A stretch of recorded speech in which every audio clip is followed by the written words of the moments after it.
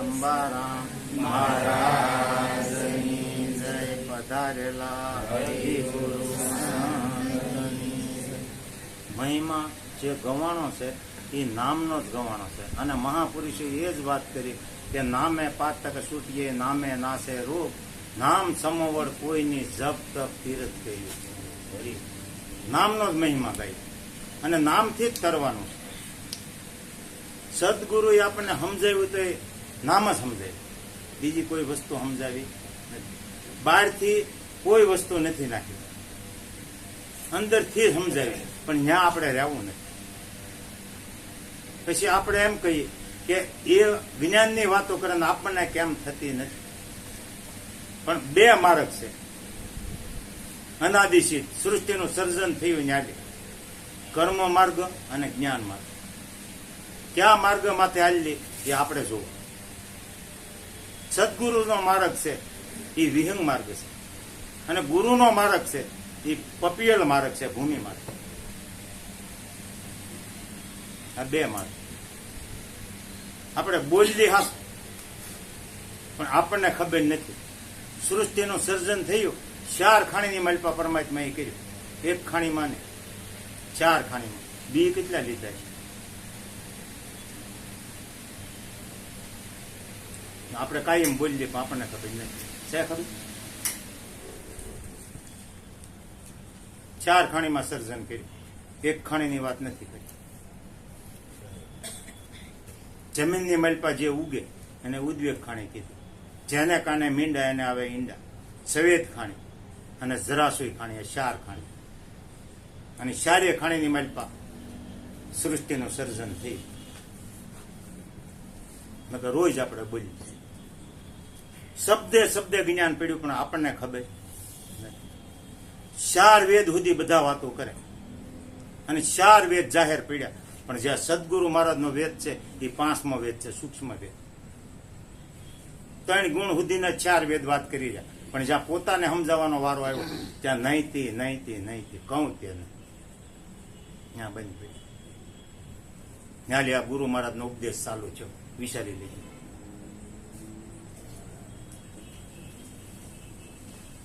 અને બધી વસ્તુ બે, પૃથ્વી અને આકાશ તોય બે, ચંદ્ર અને સૂર્ય તોય બે, દિવસ અને રાત તોય બે.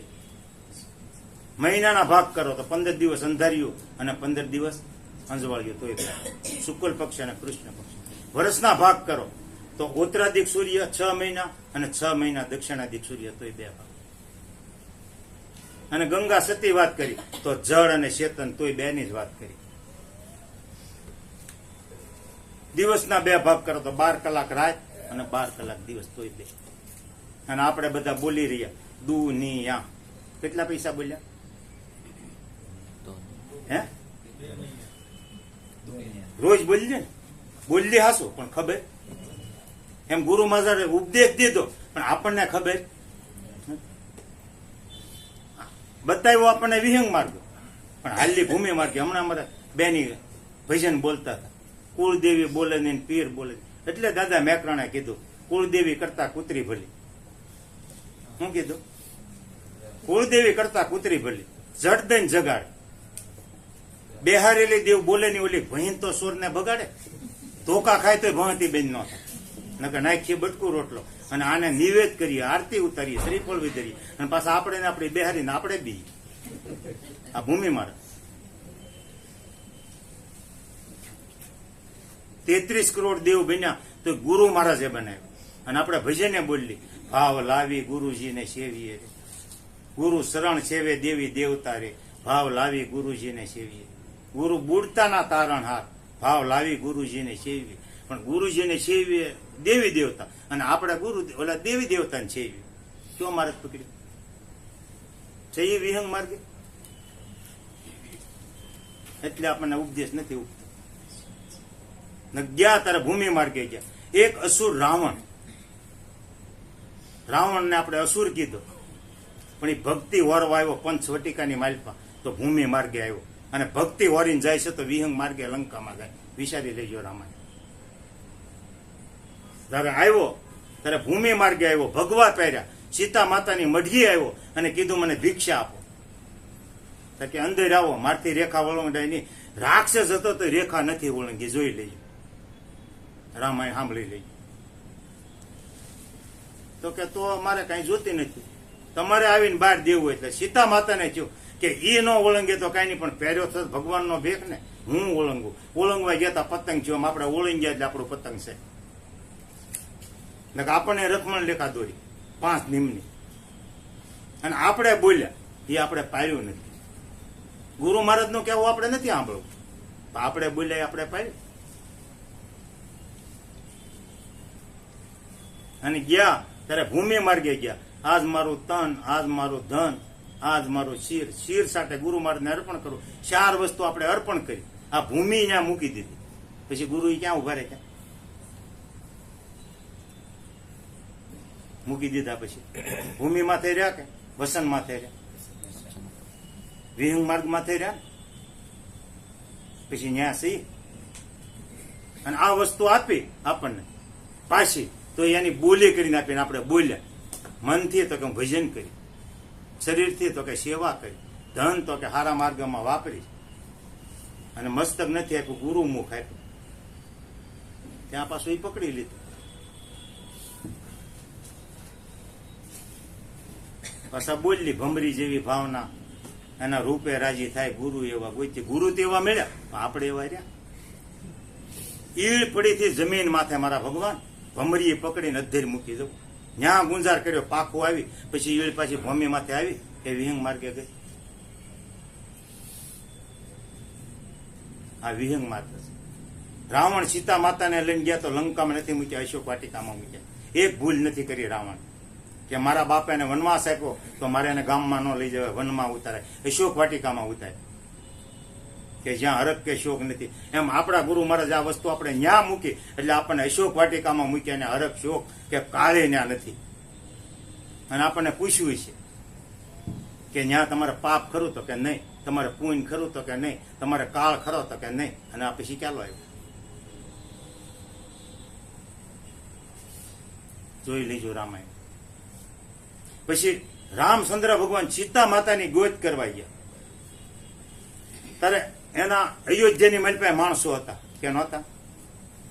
પછી એના હાહરાના ગામમાં ન્યાય માણસો હતા. ગંગાના કિનારે આવ્યા તો ન્યાય નાવિક ને કેવિટ ને એ બધા મળ્યા. પંચવટિકામાંની માલપા ગયા તો એને બધા આદિવાસી વિસ્તાર હતો એ મળ્યા. જંગલમાં ફર્યા તો 18,000 ઋષિઓ મળ્યા. રામાયણની માલપા ઉલ્લેખ છે. પણ લંકામાં ગયા ત્યારે વાંદરોને લઈ ગયા, મળી કોઈને ન લઈ ગયા. એનું કારણ શું? આ વિચારવાનું છે તમારે મારે કે આ ભૂલ ક્યાં છે. દશરથને આખી રાજ હતું, એની મારી પાસે બધા માણસો જ હતા, પણ લક્ષ્મણ એક જ હારી છે. પહેલેલો સેવા કરવા ગયો, ખેડ સુધી સેવામાં હારી છે. બીજો કોઈ માણસ હોય તો મને બતાવો. નકર સતરંગીની સેના ઉતારી લંકાની મારી, પણ એક પણ મનુષ્ય નથી. અને એ વખતે રામચંદ્ર ભગવાન દરિયા કિનારે આવ્યા, અને જયારે ગયા ત્યારે એ પગપાળા ગયા. જોઈ લો, પપિયલ માર્ગે ગયા. અને સીતા માતાને લઈને આવ્યા, એટલે એક પણ પુલ માથે પાછો નથી આવ્યો. રામાયણ જોઈ લેજો, વિહંગ માર્ગે હાલે. અને આપણે કયો માર્ગ પકડ્યો તમારે મારે જોવા. નકા બધા બેઠા, અમારી કોઈ પણ એમ કે 2000 ફૂટે મારી નીચે પાણી નથી. શેક નહીં 2000 ફૂટે 5000 ફૂટે પાણી શેક નહીં નીચે. કોઈની જગ્યા ખાલી ખરી? પછી કોઈ બોર મુકાયો, કોઈ કૂવો ગળાયો, પછી એમ કહ્યો કે ફલાણા ભાઈ કૂવો ગળાયો, 2 મોટરે પાણી ન ખૂટ્યું, પાણી કાઢ્યું કે ક્યાં સુધીનો કદડો કાઢ્યો? શું કાઢ્યું? પાણી છે ત્યાં તમે પહોંચ્યા, ક્યાં સુધીનો પથ્થર, રેતી, આવરણ હતું એ કાઢ્યું. એમ આમાલી જયારે આવરણ બાદ થાય ને એટલે જ્ઞાન છે ને છે. એક ઘટ પણ ખાલી નથી. પંચમુખ વેદ માલપા પડેલો જ છે, પણ 4 વેદમાં જ છે. અને પપિયલ માર્ગ જ પકડ્યો, વિહંગ માર્ગ નહીં. એક ગલોપ અહીંયા જગે, પણ બાજુની બિલ્ડિંગમાં જઈને પૂછજો તો એ કે ભાઈ ત્યાં મોઢે સુધી ગલોપ જગતો તો કાંઈક હશે, એને અંજવાળું પડતું હશે. અને આપણને આપણું અંજવાળું ના પડતું. અને બહાર નીકળીને આમ જોવો તો લાખો ગાવ તારોડિયા છે, પણ બેટરી નથી કરતા જ્યાં સુધી હુજે. એટલે ગીતામાં કીધું, અર્જુન તારા પ્રકાશથી આ બધું પ્રકાશી રહ્યું, બહારનો પ્રકાશ નથી, એમ પોતાનામાં પડેલું છે. પણ મૂળ આવરણ. એટલે ભક્તિ બે પ્રકારની છે. ઓલપાલી વિભીક્ષણ આવ્યા રામની સેનામાં, એ રામનો ભગત, અને આની પર હનુમાનજી. આ બે રામના ભગત. એકના મંદિરો છે ને એકનું ક્યાંય મંદિર મને બતાવો. આ તમારી મારી ભક્તિ આવી છે. જયારે હનુમાનજી જયારે સેવા કરતા રાતનું, એ વખતે બધા વાંદર સેના બધી અમુક ખુઈ જાય છે ને અમુક જાગે છે. અને હનુમાનજી જયારે પોરી કરતા ત્યારે રામ લક્ષ્મણ એવા ઘસઘસાટ ઊંઘે કે સવાર સુધી જાગતા નથી. અને જ્યાં વિભીક્ષણનો વારો હોય ત્યાં બે ભાઈ પડખા ફરે. એમાં ધ્યાન અંગતનું ગયું કે કાકા સુગ્રીવ તો કે હનુમાનજીનો વારો હોય ત્યારે બે સૂતા રહે, અને આનો વારો હોય ત્યાં બે જાગે ને ઘડીએ ઘડીએ જોવે. એનું કારણ શું? તો કે એ તો મને ખ્યાલ નહીં. ત્યાં જાંબતના કાને અવાજ ગયો તો કે તમને છેલ્લે ખબર પડશે. એમ કરતા કરતા ટૂંક સમય થયો, અને જ્યાં અંગતે જઈને અને સીતા માતાના દાવમાં મૂક્યા, સંધિ કરવા ગયા હતો ને અંગત, એ વખતે કીધું કે મારો પગ ઉસકાવી લે તો સીતા માતાને હારી જાવ. આ જો ભક્ત, એમ ભગતની આ તાકાત છે કે ગમે એને દાવમાં મૂકી શકે. પણ અંગત પોતે કર્યું હોય તો, બીજો નહીં. આ વાત ન્યા પડી. એમ શબ્દે શબ્દે ભેદ પડેલો છે મારા ભગવાન. આપણે કે ગુરુ મહારાજ કરે ને, ગુરુ મહારાજ નું ગમે જ્ઞાન એને કાયમ આવે. આપણે એવાથી હવાયા બેનની એ હોવું જો. સુરતમાં લાખ રૂપિયા વાળા છે, આપણે કામે ન જાય ન હાલે. વખાણ કર્યા કરી, પણ એ આપણે કામનું, આપણા ખિસ્સામાં છે આપણે કામનું. એ વખતે અંગતે જયારે માતાજીને દાવમાં મૂક્યા, એક પછી મારો પગ ઉઠાવી લે તો સીતા માતાને હારી જાવ, અને કાં રામને શરણે થાવ, તો અમારે યુદ્ધ કરવું નથી. તો એ ન સમજ્યા. એ કે તમારી જેવા લાટ આવે, એક પછી એક સૈનિક ઉભો થાય પણ પગ ઊંચો ન થાય. પછી દશાનંદ જયારે દોડ્યો ત્યારે ફટ દઈને દાબાટને થાપડ મારી અને મુંગટ જતો રહ્યો રામની સેનામાં, અને કીધું કે હરામી મારી જેવાને પગે હું પડે, પરમાત્મા તારે આંગણે આવ્યો છે, ન્યા પગમાં પડી જાય તો અમર બની જાય. તે ઓલો પાછો હટી ગયો, પગ ન ઉઠાય. જવો અંગત એટલે પોતે કરવું. અને એ મુંગટ જયારે આવ્યો અને વિભીક્ષણની માથે મૂક્યો ત્યારે જાંબતે કીધું, સુગ્રીવ કાકો ભત્રીજો જોઈ લ્યો. આ ભક્તિ. ભગત હતા પણ હોય ને સકામ ભક્તિ હતી લેવાની. એમ આપણે ગુરુ શ્રેણી ગયા છે ને, પણ કઈક ભાવ લઈને જાય, મોક્ષ ગતિ માટે નહીં. આ પપિયલ માર્ગ. અને હનુમાનજી જેટલા કામ કર્યા એટલા વિહંગ માર્ગે કર્યા. બહુ ટાઈમ નથી લેવો મહારાજને. ના ભાઈ, બે જણાને જ બોલાય, બધા થોડું થોડું બોલે ને એટલે એ વખતે પછી જયારે યુદ્ધ હાલ્યું ત્યારે શેષનાગ નું બાણ માર્યું. કોને? આપણે મેઘનાથે. ઇન્દ્રજીતે તો બાણ માર્યું હતું, એ વખતે મોરસામાં આવ્યા હતા, પણ મેઘનાથે માર્યું શેષનાગ નું બાણ. એ વખતે લક્ષ્મણ નાગનો અવતાર હતા, શેષનાગનો, તોય નાગથી બંધાણ. એનો જ એને અવતાર હતો તો કેમ એને બાંધ્યો? પછી એ વખતે હનુમાનજી વિહંગ માર્ગે ગયા અને વિષ્ણુ પાસે ગયા. ત્યારે વિષ્ણુ ભગવાને કીધું કે આવવાનું કારણ? તો કે અત્યારે વાત કરાય એવું નથી, તમારું વાહન ક્યાં છે? ગરુડને લઈને આવ્યા. પાંખનો અવાજ આવ્યો તો લક્ષ્મણને છૂટો કરી દીધો. એ વખતે આખી સભા રડતી હતી. અને અંગતે પૂછ્યું કે આપણે બધા અહીંયા કલ્પાત કરી છે, હનુમાનજી ક્યાં? પણ જ્યાં કાંઈ પણ દુઃખ હોય તો સાનું મનું બેઠો રહેવાય, એનો માર્ગ ગોત. એટલે વિહંગ માર્ગે અવસિદ્ધિ લેવા ગયા ત્યારે મોરસા આવી તો વિહંગ માર્ગે, અને બધાને હરાવી કાઢવી અને પાછું આવ્યું તો એ સૈનિક પુલ માથે કેટલા હાલ્યા? સીતા માતાને લઈને આવ્યા, ભક્તિને લઈને પાછા, તો એ પુલ બાંધ્યો તો એની માથે કેટલા જણા હાલ્યા? હાલ્યું કોઈ? રામાયણ સાંભળી લેજો, જોઈ લેજો. વિહંગ માર્ગે બતાવ્યા. અને ગયા ત્યારે પુલ માથે ગયા, પપિયલ માર્ગે ભક્તિ ઓરવા જતા. એમ આપણે ભક્તિ ઓરવા ગયા ને ત્યારે પગ પાળા ગયા પપિયલ માર્ગે. વળતા ગુરુ મહારાજ આપણને વિહંગ માર્ગ બતાવ્યો. વિહંગ માર્ગે આવ્યા અને કેવટને કીધું કે જયારે મેં લંકામાલી પાસે આવીશું ત્યારે છેલ્લે તમને મળતા જઈશું. નાવિકને કે એ વખતે અગત્ય મુનિના આશ્રમમાં ઉતર્યા. અગત્ય મુનિના આશ્રમમાં ઉતર્યા અને અગત્ય મુનિ કીધું કે સીતા માતાને બધાને કે આવ્યા છે એટલે આપણે એને ઘરના કે તમે પ્રસાદી બનાવો, પણ કાંઈ બોલતા નહીં.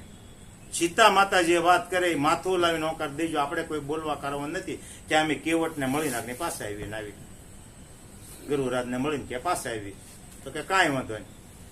થોડાક આગા ગયા તો મારી જેવા બોલ કાંઈ તાણ્યા રે. સીતા માતાને તરત પ્રશ્ન કર્યો એ કે તમે પંચવટિકામાં હતા ત્યારે ઓલો અસુર રાવણ તમને લઈ ગયો હતો ને? તો કે હા. તો કે પછી તમને ક્યાં મૂક્યા? તો કઈ વાટિકામાં. તો કે બરાબર છે. પછી ન્યા બધા આવ્યા તો કઈ રીતે આવ્યા? તો કે પુલ બાંધીને આવ્યા. તો કે હાનો પુલ બાંધ્યો? તો કે શેત બંધુ રામેશ્વર. તો એ શબ્દનો વિચાર કરો, આપણે આમ ગોતવા દઈએ. શેત કહેતા શેતીદા, બંધુ કહેતા મારા ભાઈ. આમાં સર હાલે કોને હતા? ક્યાં પુલ બાંધ્યો? પોતાનામાં બાંધ્યો. શેત બંધુ રામેશ્વર. તું શેતીજા મારા ભાઈ, બંધુ કહેતા ભાઈ થાય. અને શેતીજા આ સર હાલે કોને હતા? મારી પાસે બેઠેલો છે ને એને હતા. અહીંયા પુલ બાંધ્યો અને આપણે આમ જઈએ. તો કે પછી શું થયું? તો કે પછી આખું સૈનિક લંકામાં ઉતાર્યું. એ વખતે અગત્ય મુનિના પત્ની બોલ્યા એ કે તમે તમારા ઘરવાળાને પરમાત્મા માને, આખું જગત તમે પરમાત્મા માનો, તો એક પુલ દરિયો વટવો તો પુલ બાંધવો પડ્યો? તો કે આ પુલ બાંધ્યો.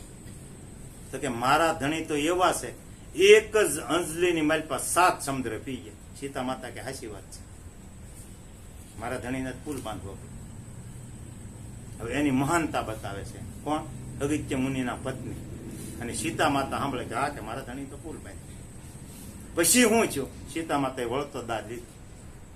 તો કે પછી જયારે મારી પાસે જળ સરો હતા એ આજીજી મંડ્યા કરવા કે ઋષિઓ બાંધો છો એમાં અમારો શું વાંક? શું કીધું?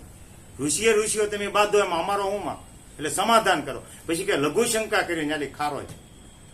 અને પછી મીઠો મેરામણ કીધો અગત્ય મુનિના ઘરેલા કે કેમ? તારે સીતા માતાએ જવાબ આપ્યો કે ઈ વસ્તુ જે રસોઈમાં ન નાખે તો રસોઈ મીઠી ન બને. હેલો મીઠો મેરામણ કહેવા. તો કે મારા ધણી પુલ ઈ હારું બાંધ્યો હતો કે લઘુ શંકાને અડે નહીં ને, પરમાત્મા રહ્યા એટલે પુલ બાંધ્યો હતો. હજુ ઓળખો ગાય નકર વિહંગ માર્ગના પુરુષ છે અને વિહંગ માર્ગે આવ્યા. એમ આપણે ઉપદેશ દીધા પછી વિહંગ માર્ગે મૂક્યા. એમાં કેટલા આપણે સહી એ વિચાર કરવાનો. અને ન હોય તો ઉપદેશ પાછો પકડી લેવાનો અને વિહંગ માર્ગે ચાલવું પડશે તો મોક્ષ ગતિ છે. નકર 84 આપણી માટે છે. ગીતાજીના ત્રીજા અધ્યાયમાં ત્રીજો શ્લોક જોઈ લેજો કે હે અર્જુન, જેની વર્તી ક્ષીણ થયેલી છે એની માટે જ્ઞાન માર્ગ બરોબર છે, અને જેને આસક્તિ છે એની માટે કર્મકાંડ બરોબર છે. આ ગીતાજીની માલપા એક શ્લોક તમે જોઈ લેજો. પછી 7મા અધ્યાયની માલપા 20મો શ્લોક જોઈ લેજો કે હે અર્જુન, જેની બુદ્ધિ આસક્ત છે અને ફળની આશા છે અને વૈભવ મેળવવો એ દેવી દેવતાનું પૂજન કરે છે. એનો શ્લોક 9મા અધ્યાયમાં 23મો લીધો. હે અર્જુન, દેવી દેવતાનું જે પૂજન કરે છે તો એની વર્તી એમાં સ્થિર કરું છું અને દેવી દેવતાની આડમાં રહીને હું ફળ આપું છું. તો હે અર્જુન, એ ફળે નાશવંત છે અને એનો પણ નાશ થાય છે.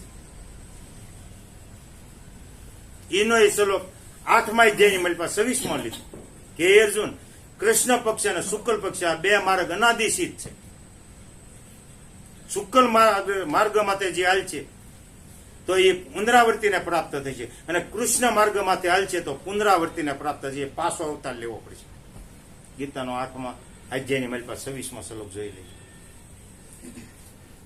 પેજથી આપણને શાસ્ત્રો તેલ નાખે પણ આપણે ડોક્યુ માલપા કરતા નથી. ઉપદેશ જ છે આપણો, પણ આપણે પાછું પકડી લીધું હતું. એને ગુરુ મહારાજે ભલે ને ગમે તે કીધું એ તો ગુરુ મહારાજ કરશે, એને હોપી દીધું. આપણે કરવું નથી. એટલે હાકર ખાધી હોય ત્યાં ગળી લાગે તો જ્ઞાન ગળ્યું કેમ ના લાગે? પણ એ માર્ગ માથે આપણે ન હોય ત્યાં જ ભૂલ હોય. આપણે નકર અસર પડે.